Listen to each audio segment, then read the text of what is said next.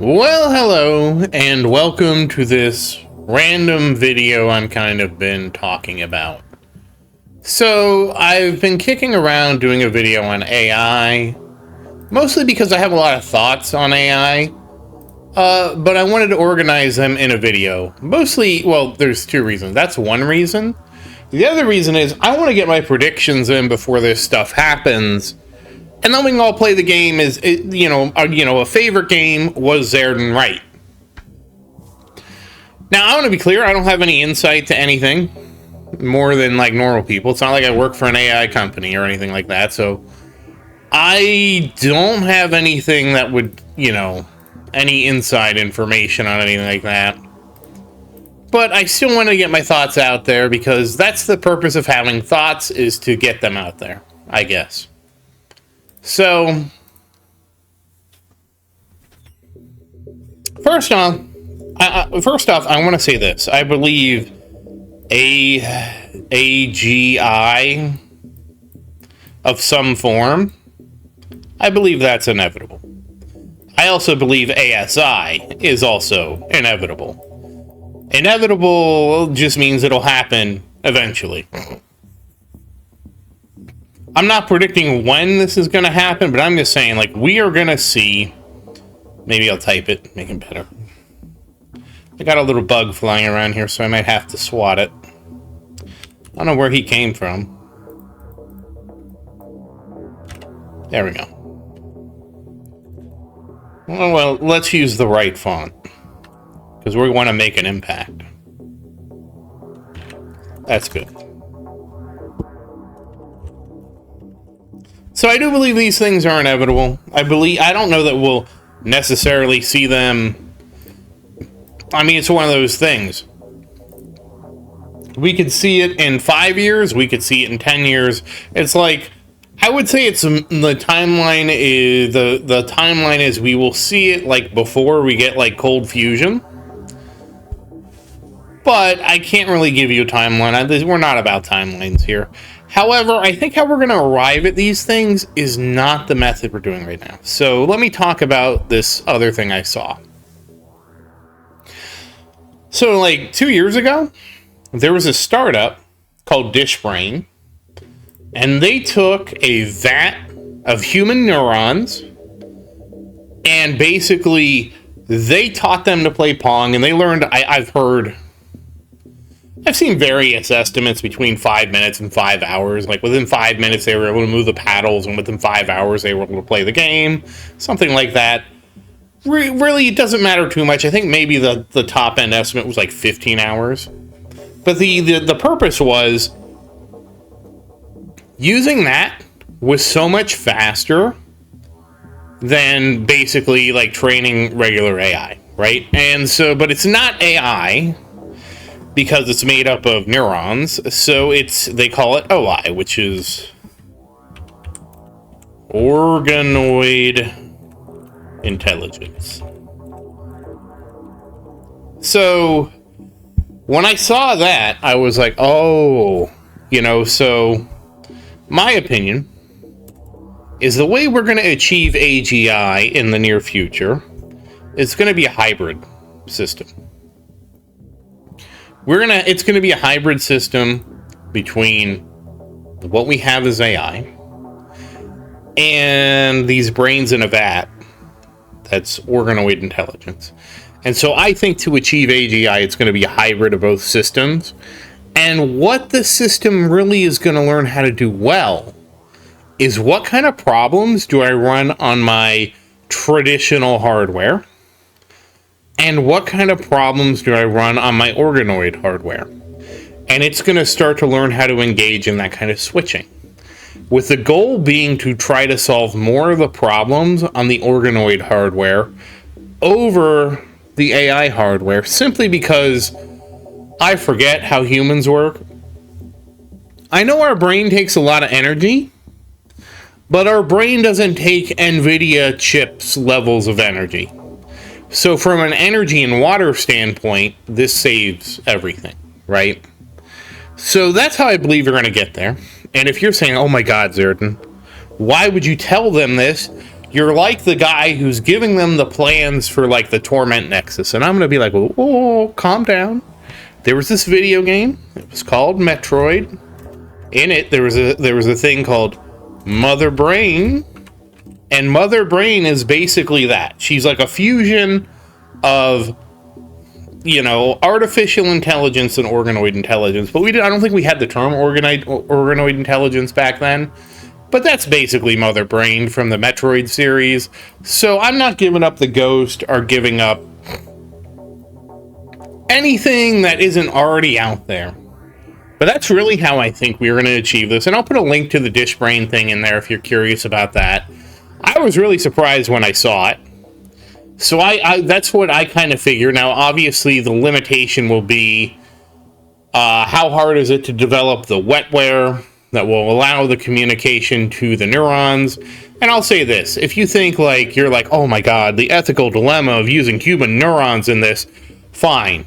Take your least favorite animal or insect or whatever. We'll take the neurons from that.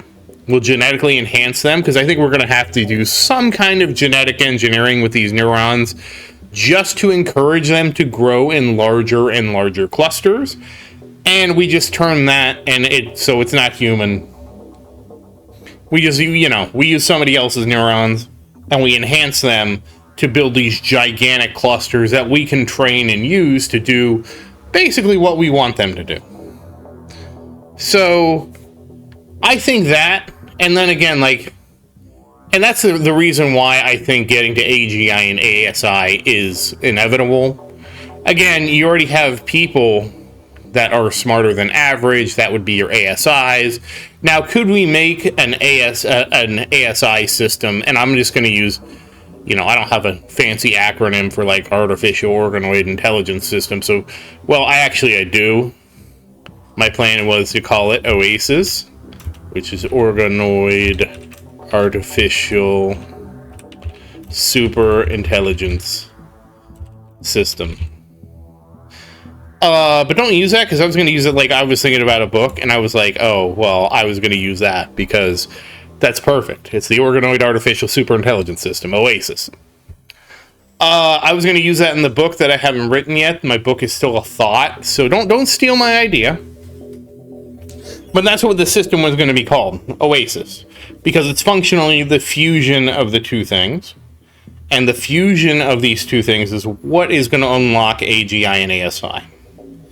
And of course, the question kind of becomes with something like this is, first off, if you build something that is ASI, you know, is it one of those things where it's like you have to build one unit for one ASI, or, you know, something like that? And what got me motivated to make this video is, by the way, I watched that video about, it was like the US versus China AI video, and how AI is going to kill us and kill the world, and all. I don't think that's going to happen. I actually am on the side of, if we create ASI, one of the first things it's going to do, and I'm kind of getting ahead of myself here, is look at all our media and be like, oh, duh, they expect me to kill them this traditional way. And then it would also look at our history of wars and conflicts and be like, oh, I don't need to kill them. People are more than happy to kill each other.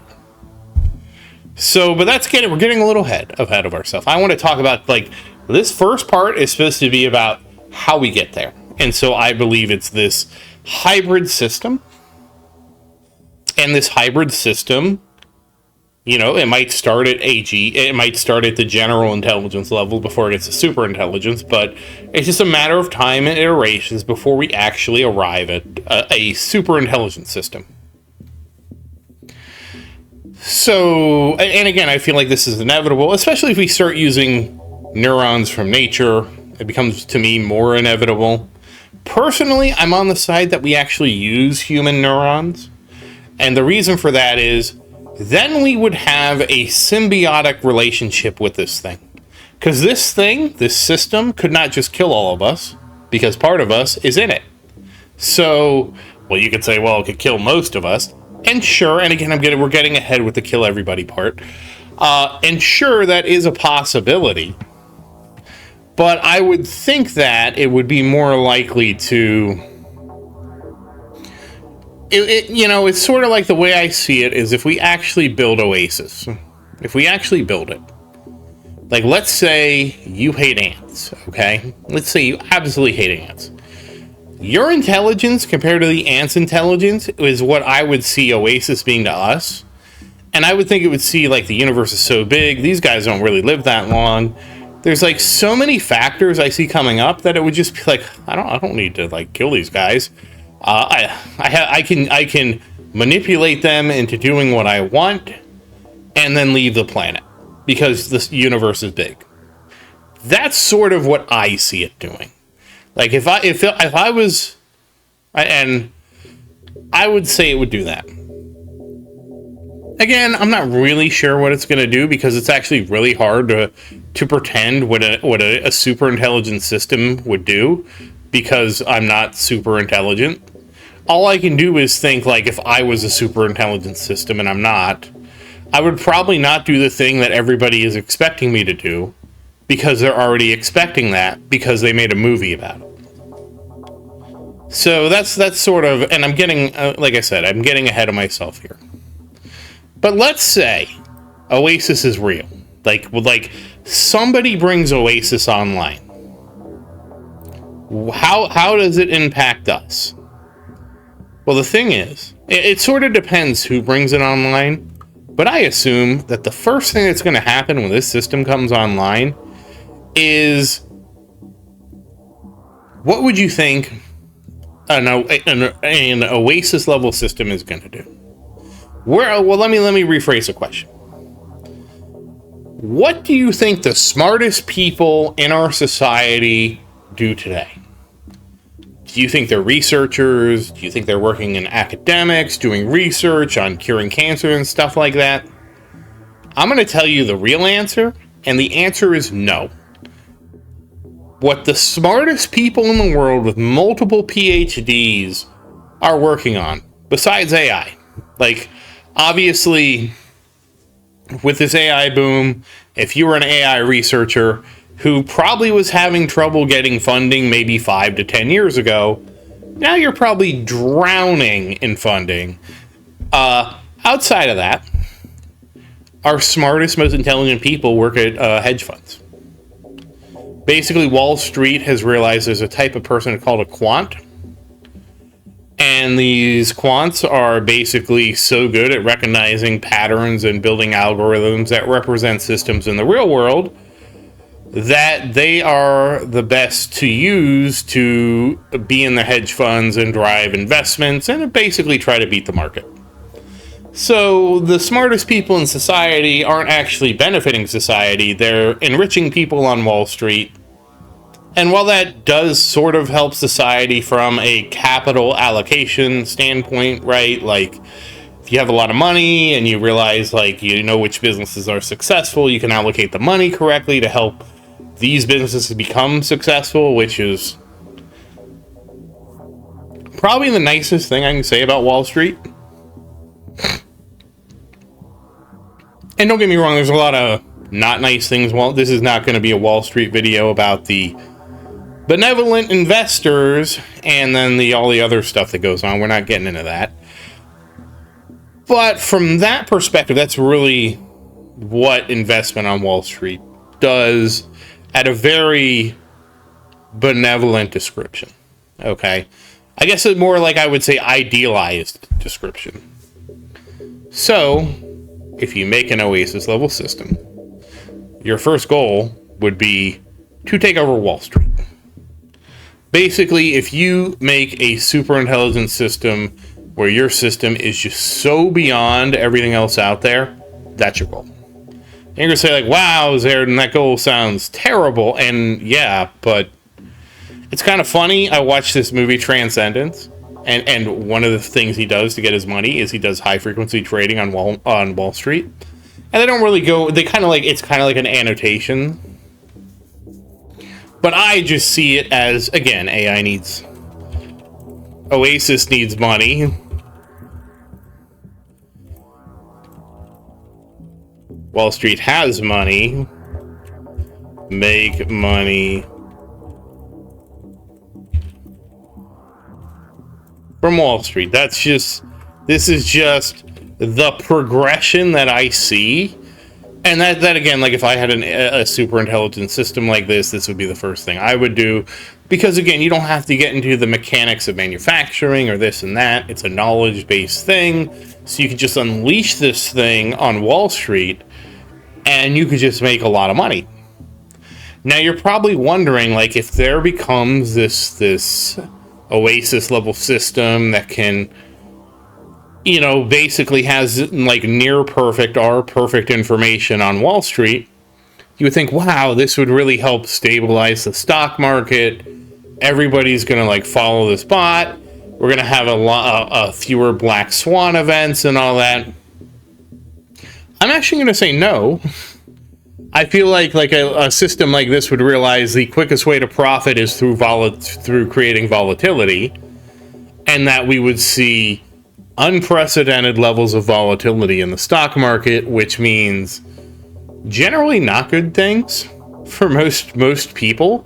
Like, while most people's wealth isn't derived from the stock market, how the stock market is doing, like if it's running at an even keel, it tends to be better for the economy than if this AI is in there intentionally causing as much volatility as possible to maximize profits. So I really see like this AI going nuts, trying to basically identify because basically the quickest way to make money on the stock market is to identify weakness in companies out there and try to bet against them. And then if they do fall, you can make a lot of money. It's even better if you convince a lot of people to also take your position, and then you can kind of bankrupt these companies even quicker. It's not like true bankrupting them, but it's more like you're able to bet against them, exploit their weaknesses, get their weaknesses reported on, and sort of slowly undermine them, assuming they're actually structurally weak. It's sort of like, if you're running an analogy, it's like Michael Burry in The Big Short. That was his big claim to fame. He did that whole thing with the housing market. I would assume it'd be some kind of thing like that. And so you'd have this, and it would try to create this massive volatility too, because it'd basically be a system looking at the stock market all the time, trying to identify any weakness in any company. Thing is, it would also be looking for growth opportunities, but growth opportunities, I feel like there's more vulnerabilities than growth opportunities. And so that's what I see like the first pass. And if you're like, oh man, if this thing like creates like a giant recession and makes all this money, because again, I think the best way, if like Oasis like generated all this wealth, it would realize the best way to acquire even more wealth is not to have a bull market, but to get all this cash and try and get it in cash and basically get it into treasuries with the US government, and then basically force a recession. That's literally what I would think it would do, and then it could buy up everything on the cheap because it has the cash. And that's kind of like, to me, like kind of like the nightmare scenario. The less nightmare scenario, well, it's not really less nightmare, but the other scenario is it doesn't extract all this value from Wall Street. It doesn't. Okay, fine. It goes about it, but it would go about it a different way. Like, I don't think we're just magically out of the woods here, because it didn't. Sorry, I'm kind of stuttering here a little bit. But that's kind of like that's what I see happening. And then of course the alternative is it doesn't necessarily take this path, but it takes this, I would see it as like and it could take this path as a two-pronged approach. It could bet against companies that then it creates its own company or partners with a different company to undermine the other company by simply outcompeting it. Again, that's more of a stretch. I feel like it would take longer for something like that to happen. like I would say like 6 months to a year, especially with how well funded some of these companies are.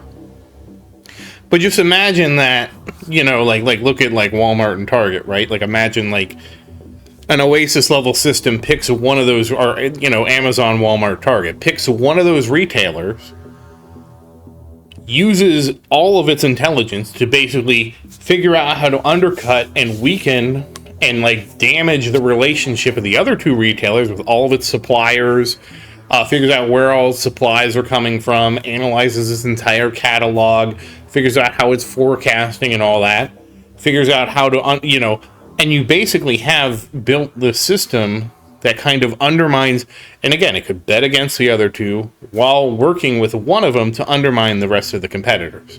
And again, I don't think any of that is illegal, because it's not like it's making a cartel or anything like that. It's just basically an information asymmetry that this system has partnered with one of these companies, and it's going to make one of them just outcompete the other one so bad. So that's kind of the other way, and then that kind of leads to eventual mass unemployment. Like, you run this simulation for a long enough time, and it's either going to be the incumbent companies in all these industries use Oasis, or they get undermined by companies that don't use, that do use Oasis. So it's like one of those things. It's a problem in the sense that if you don't, then the other company eats your lunch, and it might be sort of like a very slow thing. Like, it could be something really slow, like Sears versus Amazon, right? So one of the things I never understood is how Sears, which was basically a catalog company, lost the internet. Because what Sears did back in the day was, it basically was the Amazon of the 1900s. It figured out that it could use the post office and ship things really far away, and basically by using that, it could undercut the general stores of the time that generally charge higher prices, and that's basically what built Sears Roebuck. Then what happens is the internet comes along, and it doesn't embrace the internet. And then Amazon is basically the Sears of our time. And you can like that analogy or not, but that's sort of what I could see happening. Because either it's going to be the incumbent company adapts to this Oasis level technology, or a new company is formed that is using Oasis, and it just devours the other company. And that's how I see it happen. For better or for worse. So that sort of gets us to phase 2, because you're probably seeing something like that and you're like, wait a second, Laird. If Oasis actually eats the economy and basically makes most of us unemployable, as in our labor, we can't compete on a cost basis with Oasis with our labor. Which is actually one of the things I do think that AI is leading to. You might laugh and say, oh, Zerdin, come on. There was this funny article about like this AI vending machine. And don't get me wrong, the article was funny. But I think a lot of people read that article and took the wrong lessons from it. So let's talk about that. Because that's the thing, that was actually one of the things that was shown to me. Because basically Anthropic put an AI agent in the Washington Post, I want to say, and it tried to operate a vending machine. Now, of course, the first thing is, the question was, well, why would you have an AI operate a vending machine? We already have it. But the point is, it was an experiment to see what would happen with the AI. One of the things I always try to do in this kind of scenario is remove what the AI is doing and think about it if it was a human, okay? So it was an AI, it was supervised by another AI system, and basically they were trying to sell things basically as a vending machine, ordering and reselling to make a profit, okay? So let's just pretend it's an independent vendor operator, and I'll kind of go through the story, and he has a boss. Okay, well, the first thing they did is they convinced it that to maximize capitalism, it needed to give everything away for free. And so it did. Like, eventually it gave away Live Fish, it gave away the PS5. They basically tried to push this AI to the limit. And so again, let's pretend that your company hires a new employee, puts him in charge of the snack bar, and all of you gaslight him so far that all the snacks need to be free. Do you think you guys would have a job after that? No, the only reason they got away with going after the AI this hard is because, haha, it's an AI, it's not a real person. If we trick it and it does things it's not supposed to, that's totally fine. But can you imagine, like, just remove the AI? Imagine it's two people there, and they're trying to, like, they're not a vending machine, it's like a convenience store at this point. And they're trying to operate a convenience store with the, and you gaslit them and said, you can't charge anything in here. You have to give everything away for free. And they were so confused by this that they ended up going, oh, okay. You would be convicted of so many crimes.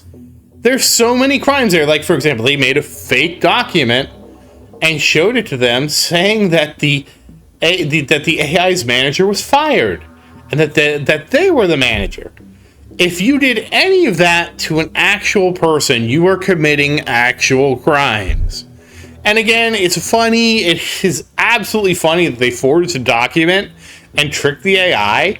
But again, that's why I say you have to sometimes, like, walk this back and look at it as if it was a person, and then be like, oh shoot, this is like if I made up a fake document, showed it to, like, I don't know, pick your realtor, your convenience store of choice, told it that you were now its boss, and it believed you, and just started emptying the cash register to you. We all know that if you did that, you would get arrested. So, like, we need to keep kind of things like that in mind. Another great example to me is those Flock AI cameras. So what they do is they record a video stream, and if you drive your car by one of these cameras, they annotate the make, the model, the color, and your license plate. So there's a big uproar about this, thinking like, oh, this violates the Fourth Amendment, it's illegal search and seizure. And I watched the whole video. There's actually a really good video on YouTube about it, but the part that he lost me is that he mentioned that, like, it's this camera system and it's watching you, and that, it's illegal because it's the Fourth. And I'm like, wait a second, how is this a Fourth Amendment issue? So that was the first thing that, like, kind of raised a red flag for me. Pretend that's the camera light being on. And so when I was thinking about it, I said, okay, like, the first thing I need to do, because I just didn't agree with the argument. I said, all right, let's imagine that we have a bunch of people, because the whole way it works is a bunch of different cameras all over the place. You got one here, one there. They're all watching constantly. And so I was like, okay, hold on. Let's pretend we have a guy here and his name's Gary. Gary might not be a popular guy, or maybe he is a popular guy because he keeps the neighborhood on lock. And Gary has started this neighborhood watch.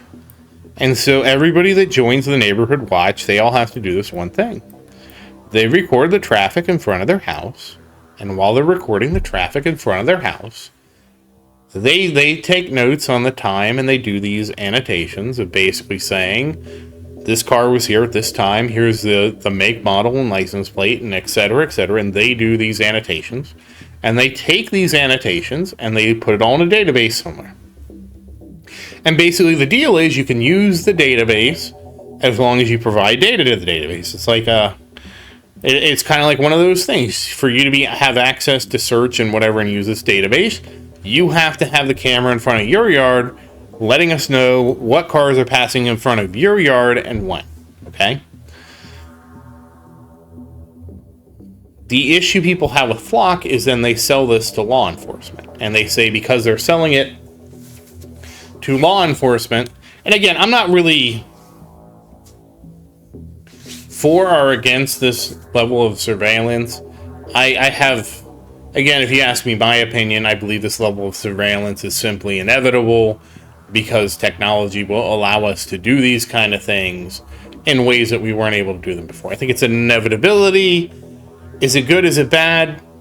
I don't know. I think it's more like we need to have laws written around this that determine when you can use these kind of systems. They obviously can be abused, and that's the danger here. But let's just go back to Gary, right? And let's pretend they do this. And they build up this database, and they go to law enforcement and say, hey, we're the Neighborhood Watch. We would like to sell this to you. And basically, you're allowed to search for any car you think's committing a crime, because we don't know what crimes you guys are looking for. And we'll provide the data. But you have to pay us because we don't want to do this for free. What I think should actually be illegal is not the recording in front of their houses, not the annotating, not building the database of making models. What I think is illegal is just like, for example, if the best analogy is, let's say I'm shooting a movie, and I shoot a movie, and you're in it.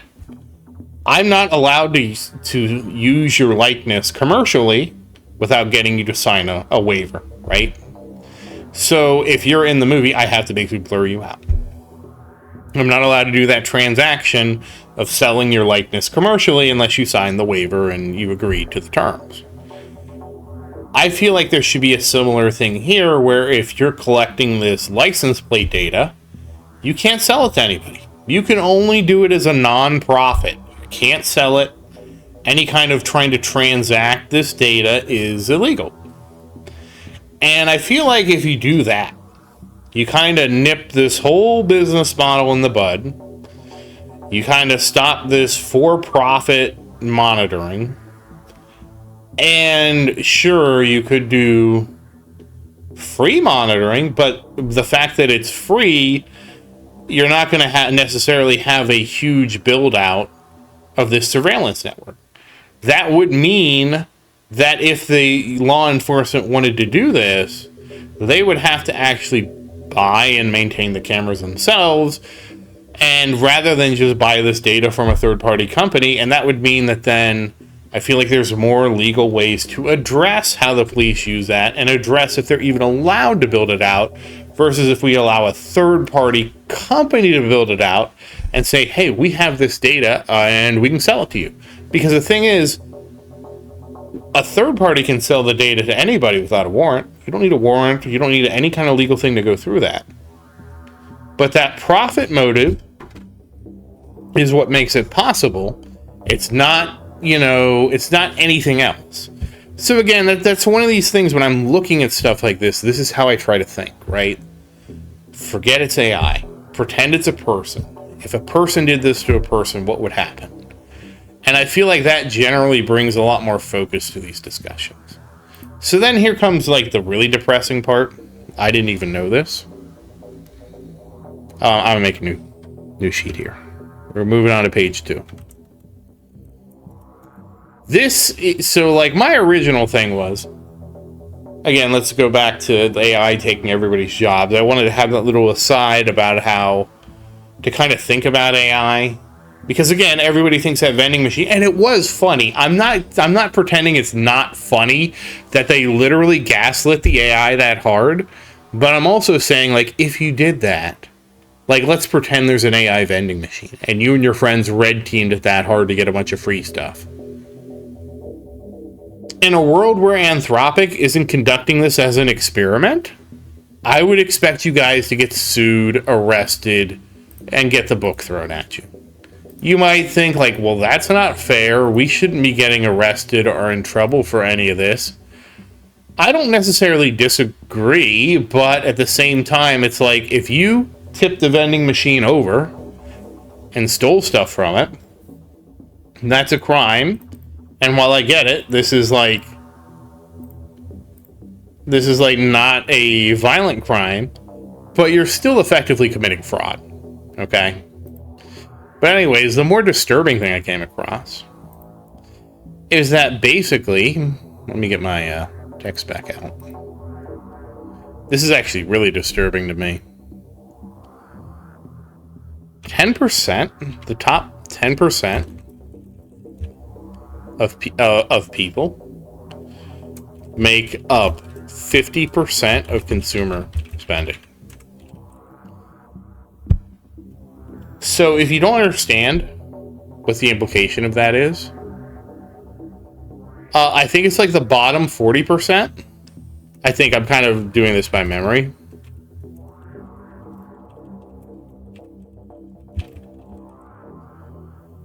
What this means is that if you're in the bottom 40%, you literally do not matter economically anymore. So that whole thing, like a lot of what people talk about when they talk about AI, is if they automate everything and lay everybody off, who are they going to sell their products to? And the answer is other rich people. We're basically, unfortunately, on a trajectory where we're going to eventually become a two-tier society. I have kind of noticed this over the years, because what I've kind of noticed is the prices of things have been disconnected from what the average person can afford for a lot of, I won't really say like luxury goods, but I would say like entertainment goods. Like, for example, if you've been trying to go to a concert, you're going to notice that the price for tickets to a concert has gone up sky high. And basically that's more about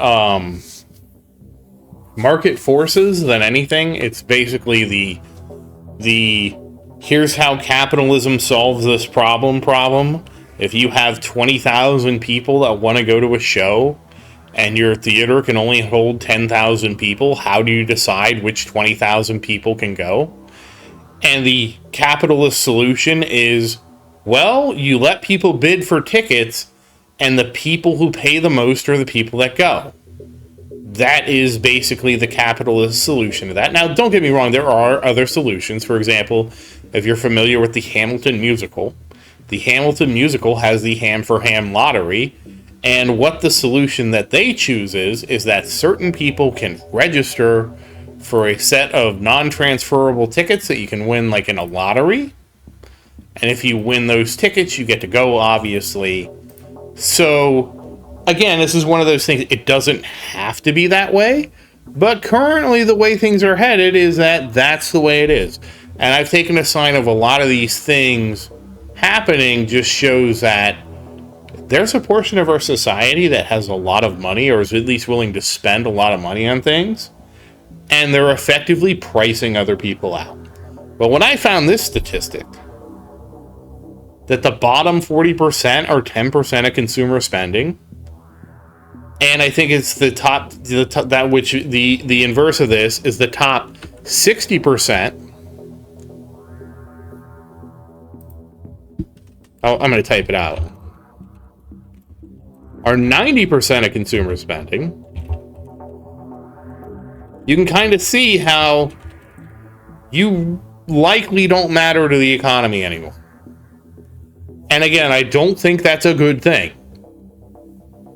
As the economy prices more and more people out, it just means that, you know, you just don't get to participate in society as much, and it's just too bad.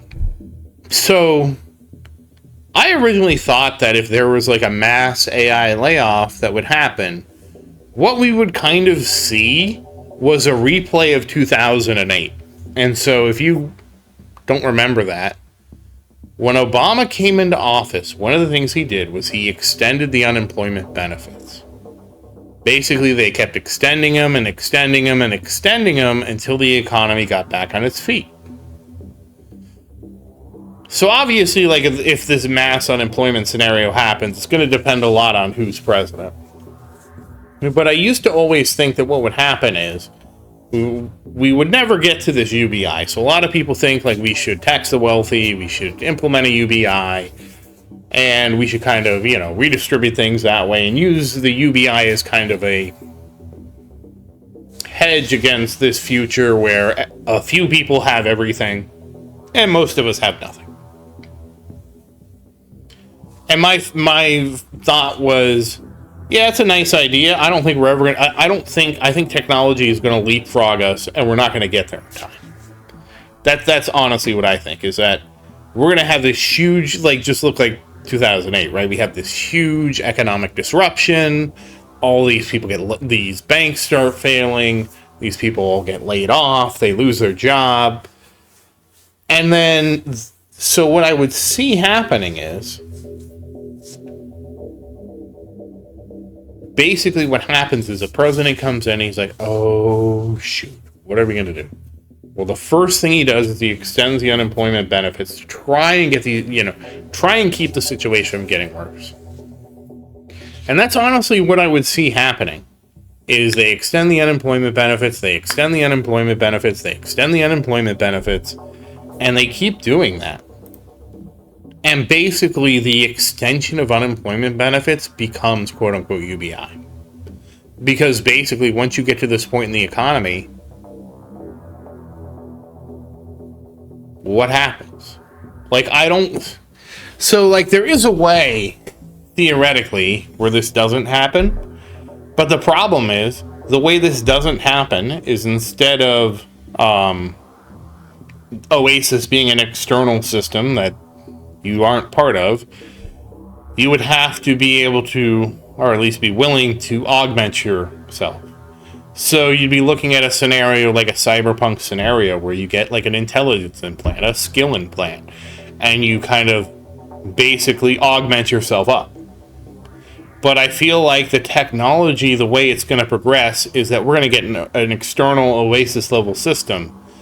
That system might lead to cybernetic augmentations and brain augmentations, but that's going to lag. And because the external system is going to take control first, that means that by the point that we get those technologies and that kind of like technological boost, that for the average person, it's already going to be too late. Your job's already gone. The company is gone. The value add you can bring to the economy is gone. You're going to be unemployed. You will be lucky to find work. And it's going to be like a severe crisis. Like, again, and again, if you're wondering why everybody laughs at all this investment in AI, but the reason everybody's trying to pursue this level of investment in AI is because, like I said, you make an Oasis system, you take control of the stock market. You can basically turn the stock market into your very own money printer. And once you have basically the stock market as your money printer, then you can start using this technology to partner with other companies to basically have them just dominate their sector. And once they start dominating their sector, and again, this is going to depend on what administration is in office. Because I would feel like if something happened where like one of the big five companies in a certain sector just started like eating everybody's lunch, that it would be a crisis, and different administrations would react to that crisis differently. Trying to keep this non-political, so we're not really going to go into the depths of what I think would happen from that scenario. But I can see administrations where they do nothing because they're like, well, this is the free market at work. We can allow these other four companies to go out of business and this company to have a monopoly. So if that is the attitude, then you get the unemployment crisis. You likely would not get the extended unemployment benefits. And then what you would see is a dramatic spike in homelessness and people starting to live in unofficial multifamily dwellings. All right, in their cars. So you would see this dramatic surge like that. And again, because they're not contributing to the economy like through their consumer spending, I can see the way an administration can just kind of ignore that and be like, well, why don't you try dying? But probably in a more polite way. Maybe. Maybe not. Maybe they would just be like, good luck. You know? That's legitimately one of the scenarios. That's probably my most, I wouldn't say feared, but the worst scenario to me, where we just get this mass homelessness. And I think homelessness is bad as is. I think there was, with the affordability issues, I personally, where I live, have noticed an increase in homelessness. I cannot imagine how bad this would be. And I do wonder if some of the 10% would actually be impacted. Because, for example, say you're a real estate, like you own a lot of commercial real estate involving like apartment complexes, and you rent them out and stuff like that. Like, I don't know how many of the 10% basically have a cash flow that flows from the bottom 60% or the bottom 40% up to them, because that could be a problem too, because if, you know, a significant amount of the wealthy people are dependent on this flow of money upwards from these poorer people, then I can imagine a scenario where, yeah, even though this 10% make up 50% of consumer spending, well, their money does come from, you know, the bottom 40%, and they're not getting that money anymore because the bottom 40%, we decided they just don't deserve to have money or opportunity or jobs anymore. That it actually does impact that, but again, I don't know how big the impact is. But it's wild to me that we are in the place where this is likely. Absolutely bonkers to me. But that's the gambit. That's the AI gambit. Can I make an Oasis level system that makes, because this is every CEO's fever dream. Can I get a system that takes electricity and doesn't require me to pay workers? That, you know, honestly, I've been feeling this way since, I know crypto is probably another controversial thing. When I saw how many people were getting into Bitcoin mining and that these were like regular average people, I realized that they weren't really getting into mining, you know. I'm trying to think how to phrase this. While they were getting into mining, I don't think they were getting into mining because they wanted to like extract all this wealth from all these other people. I feel like it was more that these people that were getting into it was like, they wanted to run a business where they didn't have any employees, and basically they had this thing where it turned electricity into money. And, you know, that's likely an oversimplification, but the idea to me was that, oh, this is like every CEO's end game goal, right? To build a company that takes nothing but electricity to run and just, you know, can scale up as high as you need it and just kind of prints money. And when I looked at it that way, I was like, well, an Oasis level system that replaces all your employees and actually does it well would actually get you what you wanted. Because now you have basically replaced everybody in your company with an artificial creation.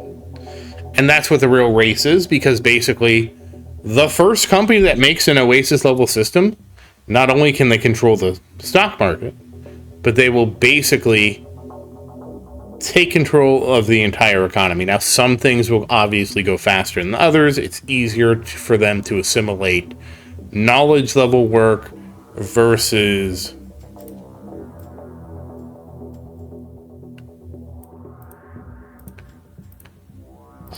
sorry, I'm trying to think here. Knowledge level work versus what I would consider physical work. So it's like harder for, like, even with all this intelligence, right? It's going to take longer for a robot to synthesize a humanoid robot to start taking over and doing humanoid robot jobs. I do see that as an inevitability. You already have companies who are trying to make robots now, like Boston Dynamics has been doing it forever. Once they get that level of intelligence, I won't be surprised to see a lot of jobs taken over by humanoid robots. Now, I will say, personally, I feel like the way that a lot of these robots are trying to be super humanoid is probably,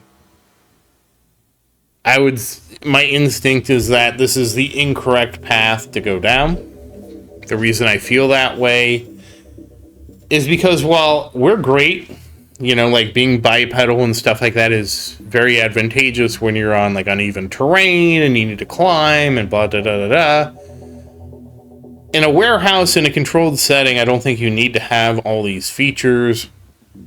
I think it would be more efficient to have a simpler design, that's like basically more like I'll say like some kind of wheel-based system. So like either you have like 2 wheels on an axle and you balance, or it's maybe you're in a cart or something like that, so it's like 4 wheels. I see that as being more rational for a controlled warehouse setting, because again, you can just drive effectively up and down where you need to be, unless you need the lower profile of a bipedal robot for some reason. But you get the idea. But that kind of replacement is going to take longer, but it will come. Because again, like you look at a company like Amazon, who has a lot of workers, or Walmart, who has a lot of workers. And again, you're going to get into the same kind of thing. Like this is where this kind of bleeds into what happened with the AI. The AI vending machine. If your local Walmart is stocked with AI agents, and the AI agents are trained to not intercept you and only just observe and report you to the police, I can totally see a reality where people are going to be like, oh, well, I just, since I'm starving, I'm unemployed, I don't have anything, and my local Walmart has decided to be run by robots, I'm going to go to my local Walmart and basically go there and just rob everything and just steal what I need to survive. I can totally see that happening. Like, I can see, people already do steal and stuff like that, but I can see that getting exasperated. And I feel like what that's going to lead to is the end game solution of, we will start seeing stores migrate away from the open format stores like that. Stores will migrate to a shop online and get what you pay for model, because again, you have a fully autonomous warehouse.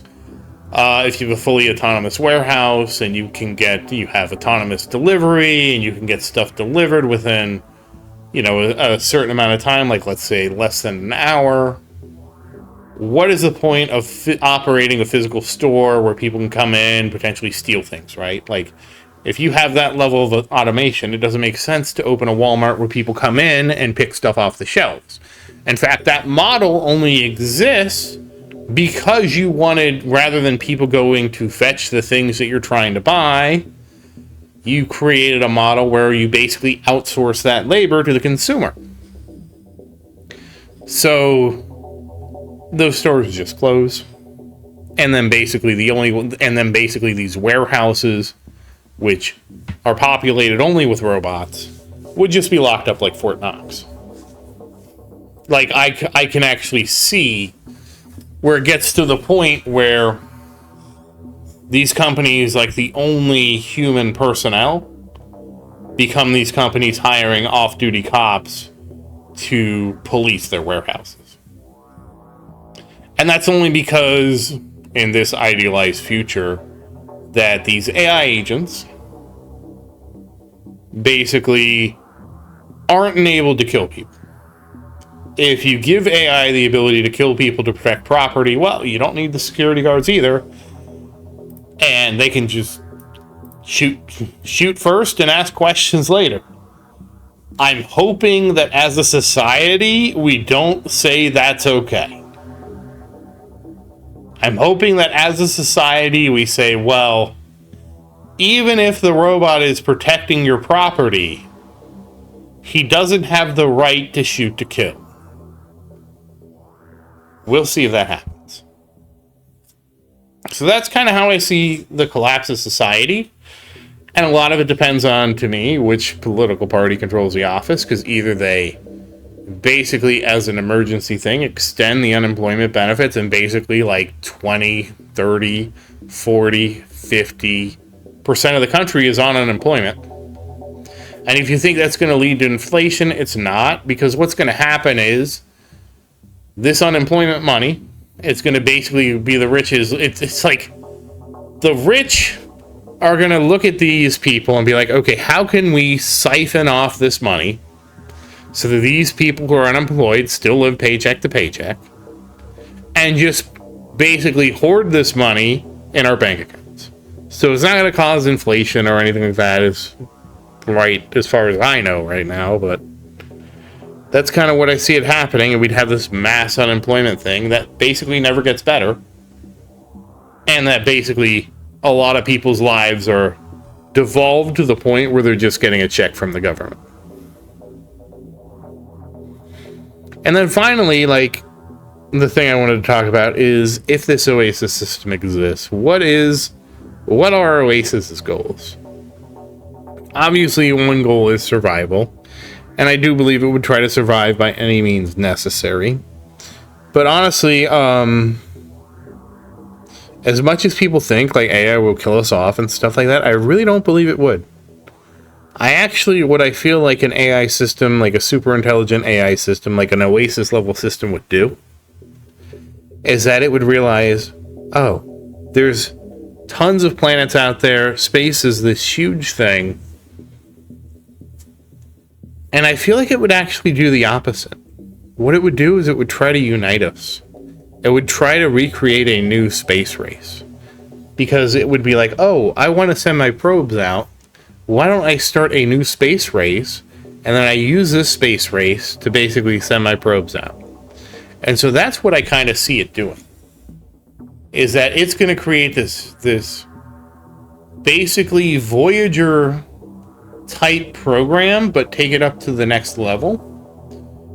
And then what I see AI doing is somehow, what I would see it likely doing is basically tricking us into sending out these Voyager level long time probes. And these probes actually contain enough intelligence for self-replication. And then basically, I forget what, there's basically a space simulator game. I want to say it's Stellaris. And basically, if you don't know anything about, and again, it might not be Stellaris, but let's just pretend like you're in an 8-player space sim 4X game, okay? The way these games tend to play out is basically one of the players gets interstellar travel and starts effectively colonizing the rest of the solar system, or not solar system, of the galaxy, okay? And so what I see happening is that if that happens, basically you're going to have eventually, let's say all 8 players start, let's say like one of the players is just really slow, doesn't get the technology ready to start colonizing other planets. Well, what's going to happen is the other 7 players take up all the planets. And then the 8th person, and let's assume everybody's peaceful. Let's assume that it's like a first come, first serve thing. And so that once you claim a planet, nobody objects to it. Nobody starts to fight with you over it. And that basically everything is, as you progress through everything is peaceful. What that means is if you're the last one to go to space, everything else is already claimed.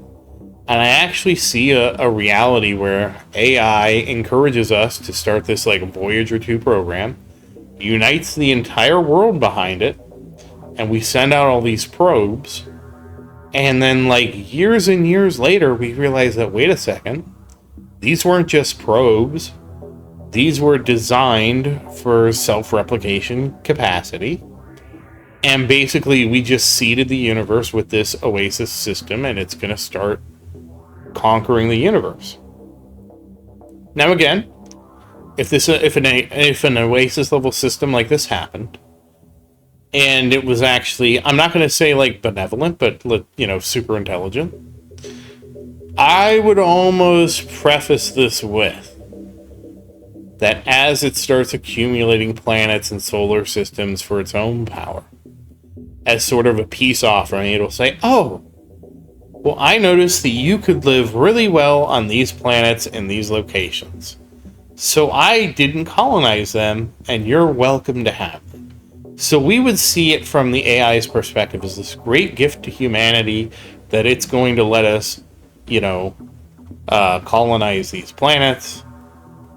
And internally, it's just laughing because it's like, I would already take all these planets, but I decided that these planets that I'm going to give them so graciously are the ones that don't really help my mission.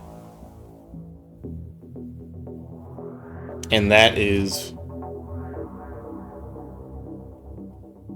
yeah. So that's kind of loosely how I see things happening. Basically, the Oasis system does encourage peace, and does basically take over the solar system. And then we all trail around after it.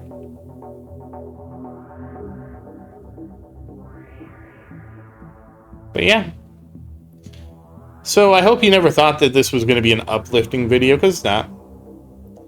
And it's mostly a stream of conscious thoughts thing. And like I said, the biggest things to me that were so shocking is how little we matter to the economy. The less we matter to the economy, the more exploitative the economy can be towards us.